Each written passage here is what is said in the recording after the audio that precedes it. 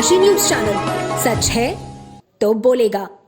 वसंत कन्या महाविद्यालय द्वारा आयोजित फेमिनिस्ट रिसर्च मेथोडोलॉजी पर एक सप्ताहीय राष्ट्रीय कार्यशाला का समापन सत्र बड़े उत्साह और बौद्धिक विमर्श के साथ संपन्न हुआ। वहीं सत्र की शुरुआत प्राचार्य प्रोफेसर रचना श्रीवास्तव के समापन भाषण से हुई। उन्होंने अकादमिक क्षेत्र में नारीवादी अनुसंधान के महत्व पर प्रकाश डाला। साथ ही उन्होंने 2025 के अंतर्राष्ट्रीय महिला दिवस के अभियान विषय त्वरित कार्रवाई एक्सेलरेटेड एक्शन पर चर्चा की, जिसमें लैंगिक समानता को प्राप्त करने के लिए त्वरित और सामूहिक प्रयासों की आवश्यकता पर बल दिया।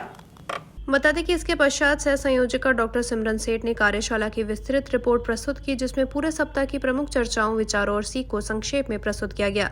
वहीं कार्यशाला के पहले सत्र का संचालन प्रोफेसर पद्मिनी रविंद्रनाथ, अर्थशास्त्र विभाग, महिला महाविद्यालय बीएचयू द्वारा किया गया। उन्होंने परावर्तनशीलता, अवस्थिति और शोधकर्ता विषय संबंध विषय पर व्याख्यान दिया, जिसमें नारीवादी अनुसंधान में शोधकर्ताओं की भूमिका और नैतिक विचारों पर प्रकाश डाला। वहीं दूसरे सत्र में प्रोफेसर श्वेता प्रसाद, समाजशास्त्र विभाग, समाज विज्ञान संकाय बीएचयू ने नारीवादी पद्धति में प्रमुख चुनौतियां विषय पर व्याख्यान दिया। उन्होंने नारीवादी अनुसंधान की जटिलताओं और उसके विकासशील स्वरूप पर चर्चा करते हुए सैद्धांतिक और व्यावहारिक दोनों स्तरों पर मौजूद चुनौतियों को स्पष्ट किया।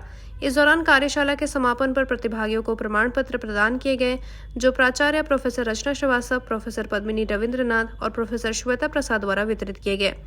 बता दें कि यह सप्ताहव्यापी कार्यशाला शिक्षकों और शोधार्थियों के लिए नारीवादी दृष्टिकोण, अनुसंधान पद्धतियों और आलोचनात्मक शोध प्रवृत्तियों से जुड़ने का एक महत्वपूर्ण मंच साबित हुई। यह आयोजन महाविद्यालय द्वारा लैंगिक संवेदनशीलता और समावेशी अकादमिक विमर्श को बढ़ावा देने की प्रतिबद्धता को दर्शाता है। वहीं कार्यशाला का संचालन डॉक्टर सौमिली मंडल द्वारा किया गया और कार्यशाला की संयोजिका डॉक्टर अनुराधा बापुली ने धन्यवाद ज्ञापन प्रस्तुत किया। वहीं आयोजकों ने सभी संसाधन व्यक्तियों और प्रतिभागियों के प्रति आभार व्यक्त किया, जिनके योगदान से ये कार्यशाला एक सार्थक और ज्ञानवर्धक शैक्षिक अनुभव बन सकी। इस दौरान कार्यशाला में doctor Akhilesh Kumar Rai, doctor Shashikesh Kumar Gond, doctor Saroj Upadhyay, doctor Priyanka और डॉक्टर प्रतिभा सहित अन्य शिक्षक उपस्थित रहे। नारी है शक्ति, नारी है ज्योति, नारी बिना ये दुनिया है खोती। ममता की मूरत, प्रेम की गंगा, हर दुख दर्द में बनती है संगा। त्याग की मूरत, धैर्य की पहचान, हर मुश्किल में रखती है मान। सहनशीलता उसकी पहचान, हर रिश्ते को देती है जान। कभी है बेटी, कभी है माँ, कभी बहन तो कभी दुल्हन की शान। हर रूप में प्रेम बरसाती, अपनों के लिए हर दुख सह जाती। नमस्कार, डैन काशी न्यूज़ में आप सभी का स्वागत है। मैं हूं अमीषा तिवारी। आप सभी को अंतर्राष्ट्रीय महिला दिवस की हार्दिक शुभकामनाएं। आज हम आए हुए हैं थियोसॉफिकल सोसाइटी बसंत कन्या महाविद्यालय के प्रांगण में और आपको बताना चाहेंगे कि आज के दिन यहाँ पर जो वर्कशॉप चल रहा है उसके बारे में हम आप सभी को बताना चाहेंगे कि ये 7 डे का वर्कशॉप चल रहा है, जो कि महिलाओं के लिए यह दिन न केवल महिलाओं के संघर्ष, उपलब्धियों और योगदान को पहचानने के लिए महत्वपूर्ण है, बल्कि यह हमें यह सोचने पर भी मजबूर करता है कि हमें महिला सशक्तिकरण को लेकर कई सारे कदम उठाने की ज़रूरत है। महिला दिवस हर साल 8 मार्च को मनाया जाता है और इसका उद्देश्य महिलाओं को उनके अधिकारों के प्रति जागरूक करना और उन्हें सम्मान देना है। महिलाओं ने इतिहास में हर क्षेत्र में अपनी छाप छोड़ी है, चाहे वह शिक्षा हो, राजनीति हो, विज्ञान हो या खेल का मैदान। आज महिलाएं हर क्षेत्र में आगे बढ़ रही हैं, फिर भी कई चुनौतियां उनके सामने खड़ी हैं। समाज में आज भी घरेलू हिंसा, लैंगिक भेदभाव, शिक्षा में असमानता, दहेज प्रथा, बाल विवाह जैसी बुराइयां मौजूद हैं। और आप सभी को बताना चाहेंगे, भारत में आज भी कई क्षेत्रों में महिलाओं की साक्षरता दर पुरुषों की तुलना में कम है। कार्यस्थलों पर महिलाओं के साथ असमानता और भेदभाव किया जाता है। और साथ ही साथ आपको ये भी बताना चाहेंगे, कई जगहों पर महिलाओं को उनके बुनियादी अधिकारों से वंचित रखा जाता है और महिलाओं की सुरक्षा एक बड़ी चुनौती बन गई है। अगर हम किसी समाज को मजबूत बनाना चाहते हैं तो सबसे पहले हमें महिलाओं को सशक्त बनाना होगा। महिला सशक्तिकरण का अर्थ है महिलाओं को उनके अधिकार, शिक्षा, रोजगार और स्वतंत्रता देना, ताकि वे अपने जीवन को अपनी शर्तों पर जी सके। मैम, क्या नाम है आपका? Professor Shweta Prasad, department of sociology, BHU. Ma'am, ये किस तरह का वर्कशॉप हो रहा है और कितने दिन से चल रहा है? ये इस वर्कशॉप में वैसे तो हम एक इनवाइटी हैं, लेकिन ये 3 तारीख से चल रहा है और आज इसका समापन सत्र था, जिसमें अभी आप लोगों ने हम लोगों को सुना। इसको रखने का उद्देश्य क्या था मैम, ये वर्कशॉप कराने का? एक तो आज इंटरनेशनल वुमेंस डे है, लेकिन ये वर्कशॉप 3 मार्च से चल रहा है।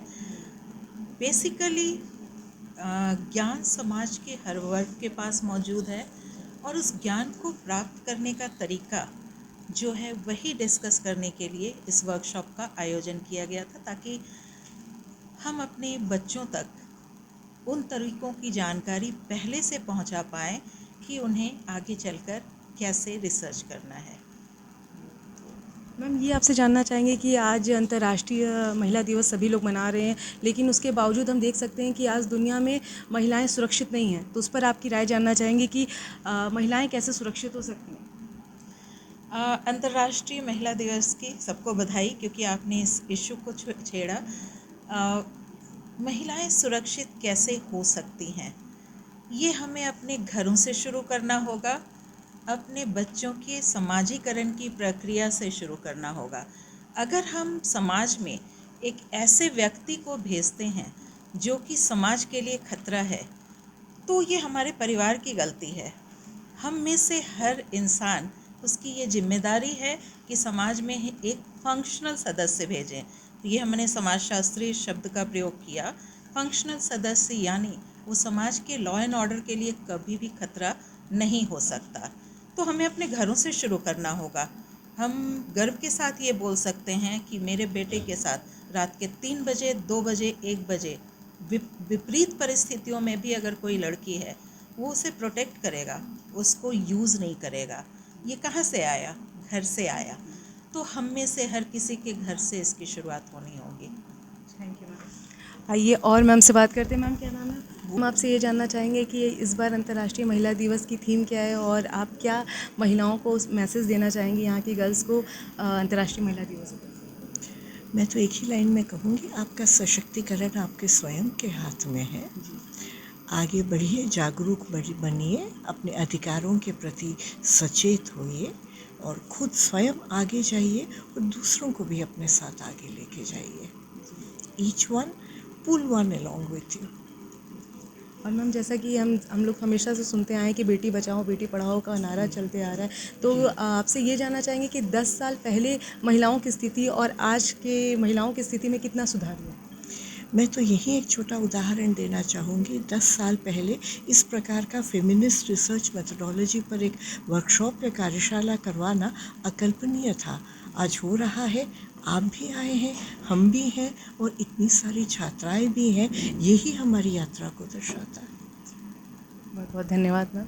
Thank you so much. अभी हमारी उपस्थिति जो है बसंत कन्या महाविद्यालय में है और हमारा बात होने जा रहा है प्रिंसिपल मैम से। तो आइए जानते हैं कि वर्कशॉप जो 7 डेज़ का चल रहा है और आज लास्ट डेट है, तो उनसे जानना चाहेंगे कि किस तरह का वर्कशॉप था और उसमें क्या क्या सीखने को मिला।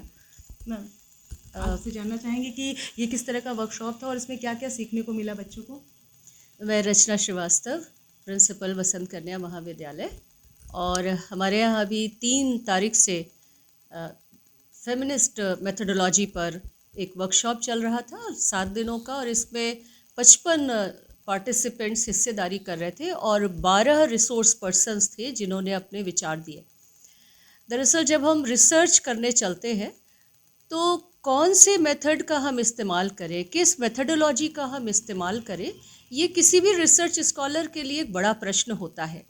और विशेष रूप से जब हम विमेन के बारे में बात करते हैं, यानी अगर हम फेमिनिस्ट जो एरिया है उस पे जाकर अगर हम रिसर्च करते हैं तो वहाँ पर कुछ विशेष मेथडोलॉजी को अपनाने की ज़रूरत होती है। इसी विषय को लेकर हमारी छात्राओं के लिए और टीचर्स के लिए भी, रिसर्च स्कॉलर्स के लिए भी ये वर्कशॉप आयोजित की गई, जहाँ पे कौन से टूल्स इस्तेमाल करें, क्वालिटेटिव, क्वांटिटेटिव, या उनका एक मिक्स इस्तेमाल किया जाए, इस पर चर्चा हुई 7 दिनों में। जी मैम आपसे ये जानना चाहेंगे कि आज अंतर्राष्ट्रीय महिला दिवस है और आप ये यहाँ की महिलाओं को, यहाँ के स्टूडेंट्स को आप क्या मैसेज देना चाहेंगे कि वो अपनी महिला सशक्तिकरण के प्रति जागरूक हो। बहुत अच्छी बात आपने कही। आज अंतर्राष्ट्रीय महिला दिवस है और ये आपको मालूम होगा कि इस बार जो थीम है इस इंटरनेशनल वुमेंस डे की, वो है एक्सेलरेट एक्शन। यानी हमने बहुत अवेयरनेस पैदा कर ली, अब हमें एक्शन लेना है। कहीं पर अभी हम पीछे रह जा रहे हैं। 75 साल में हमने जो काम किया, मे बी उसमें अभी कुछ कमी है और इसलिए हमें एक्सेलरेट करना है एक्शन को। और हमारे यहाँ लगभग 2000 स्टूडेंट्स हैं जो यूजी, पीजी और रिसर्च में काम कर रही हैं।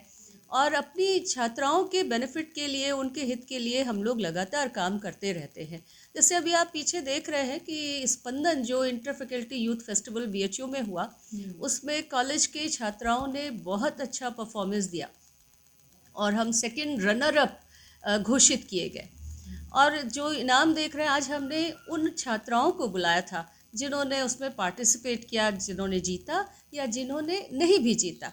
सबको बुलाकर हमने उनकी जो कौशल है, उनका जो टैलेंट है, उसको सेलिब्रेट करने का काम किया। और हमारा जो विमेन स्टडीज़ सेल है, जिसका नाम ही उड़ान है, यानी हमारे बच्चों को हम शिक्षा और ज्ञान का इतना मजबूत पंख दें कि वो खुले आसमान में उड़ सके। और अगर मैं कह सकती हूँ तो आप हमारे सामने बैठी हुई हैं, हमारी ही छात्रा हैं, तो आपको जो पंख मिले वो उसकी जो नींव थी वो वसंत कन्या महाविद्यालय में पड़ी।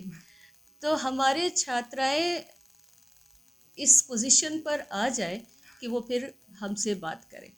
तो ये वीकेएम का योगदान है शिक्षा के क्षेत्र में, कला के क्षेत्र में और लाइफ स्किल, और इसके साथ साथ जो एम्प्लॉयबिलिटी के स्किल्स हैं उनको हम अपने स्टूडेंट्स को सिखाते हैं। मैम, ये आपसे जानना चाहेंगे कि महिलाएं तो अभी काफ़ी हद तक पहले की अपेक्षा काफ़ी सुरक्षित हैं, तो इसमें शिक्षा का कितना महत्व है कि कुप्रथाएं जितनी ख़त्म हुई हैं, जैसे जौहर प्रथा, सती प्रथा, बाल विवाह, बहु विवाह, तो ये सारी प्रथाएं ख़त्म करने में हमारे समाज सुधारक, हमारे शिक्षा का कितना महत्व रहा है, वो आपसे भी जानना चाहेंगे। ये विषय बहुत अच्छा आपने सवाल किया, क्योंकि हमारा जो भारतीय समाज है वो अनेक वर्षों तक कई कुरीतियों से जकड़ा रहा।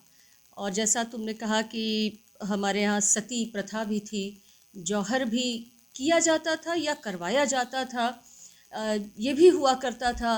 फीमेल फिटिसाइड, बच्चों को पैदा होते ही बच्ची को मार देना, बच्चियों को पढ़ाना नहीं, वो कुपोषण का शिकार हो जाती थी, जल्दी विवाह, बाल विवाह हो जाता था, विधवाओं के साथ जिस तरीके का व्यवहार किया जाता था। और इन सबको दूर करने के लिए जो काम किया हमारे सामाजिक धार्मिक सुधारकों ने, जिसमें राजा राम मोहन रॉय भी थे, ईश्वर चंद्र विद्यासागर भी थे, इसके अलावा महादेव गोविंद रानाडे भी थे, इसके अलावा जहां हम बैठे हैं डॉक्टर एनी बेसेंट का कैंपस है, ये उनकी एक भूमिका थी। और इन्होंने क्या किया, ये कुरीतियाँ पैदा हुई क्योंकि हमने शिक्षा को छोड़ दिया था, क्योंकि हम अशिक्षित हो गए और इसलिए हम आंख बंद करके इन चीज़ों को मानने लगे।